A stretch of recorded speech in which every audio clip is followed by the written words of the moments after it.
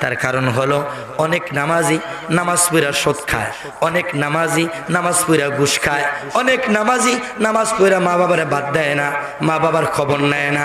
এরকম নামাজি বাংলাদেশে আছে কি না? এই জন্য আল্লাহ নামাজের কথা আগে কয় নাই, ধৈর্যের কথাটা আগে বলছে। অনেকে অভাবে পড়লে কিস্তির থেকে টেয়া আনে, কি করবা?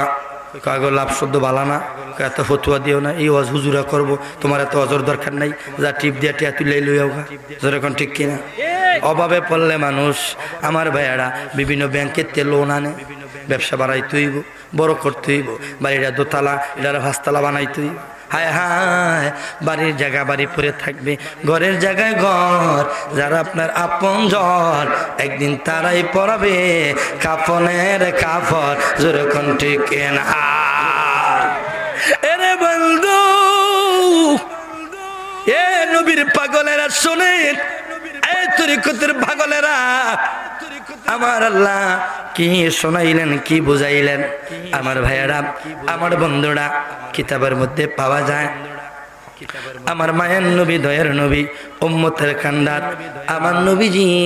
এই জন্য আমার আল্লাহ কোরআনুল কারিমে ধৈর্যের কথা আগে বলছে, নামাজের কথাটা পরে বলছে। অনেক লোক নামাজ পড়া ভাইয়ের হক, বাতিজার হক, বোনের হক, স্ত্রীর হক, সন্তানের হক, সমাজের হক, মানুষের হক, দোকান বাকি লেনদেন ভালো না, এরকম নামাজিও বাংলাদেশে আছে। আছে কিনা? আছে কিনা?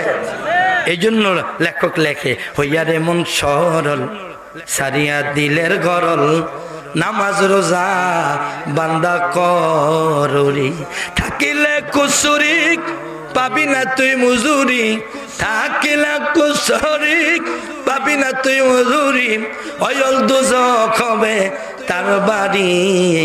হইয়ার এমন সরল সারিয়া দিলের গরল, নামাজ রোজা বান্দা কর। এই লম্বা লম্বা দাড়ি রাখার সুন্নত অবশ্যই রাখবেন, বাবরি রাখার সুন্নত অবশ্যই রাখবেন, পাঞ্জাবি পরার সুন্নত অবশ্যই করবেন। কিন্তু বাবা, লম্বা দাড়ি রেখা, লম্বা চুল রেখা, সাদা পাঞ্জাবি পইরা তোমার ফ্যাটের ভিতরে জিলাপির ফেজ, এরকম লোক সমাজে আছে কিনা? এরকম লোক। ওরে এই জন্য বলছে, হইয়ার এমন সরল সারিয়া দিলের গরল, নামাজ রোজা বান্দা কররি। ওরে পরের হক নষ্ট করলে, এতিমকে ধাক্কা দিলে কি লাভ হবে তোমার? নামাজে বলা আমার, পরের হক নষ্ট করলে, এতিমকে ধাক্কা দিলে কি লাভ হবে তোমার?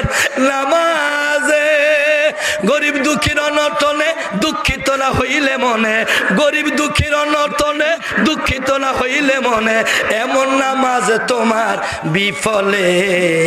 হইয়ার এমন সরল সারিয়া দিলের গরল, নামাজ রোজা বান্দা করে। আওয়াজ করে বলেন আল্লাহু আকবার, মোহাব্বতে বলেন ইয়া রাসূলুল্লাহ। আব্বা আপনাদের কষ্ট হইতাছে, কথাগুলো বাস্তব না অবাস্তব? আমরা নামাজের পাগল, অবশ্যই পাগল হবেন, রোজার পাগল অবশ্যই রোজা রাখবেন, পর্দার পাগল অবশ্যই পর্দা করবেন। অনেক মা বোনেরা আছে আত্মৌজা, হাউমুজা, কালা বোরকা লাগায়, কিন্তু বোরকা পর্যন্ত শেষ, বোরকাটা খুললা হরিরে গাইলে জামাইরে গাঙ্গের থেকে দুইয়া আনে। এরকম পর্দাওয়ালা মহিলা আমাদের বাংলাদেশে আসেনি। আত্মৌজা, ফাউমৌজা, কিন্তু বেরিয়ে বোরকা খুললা যেই ভাষায় গাইলাইতেছে জামাইরে। আসেনি? আসেনি? মাগো, শুধু কালা বোরকা পরলেই পর্দা না, কালা বোরকার মোজা লাগাইলে জান্নাতে যাওয়া যাবে না গো মা। ও মা, খবরদার, বোরকার সাথে ভিতরটারও পরিষ্কার করতে হবে। যেরকম ঠিক কিনা?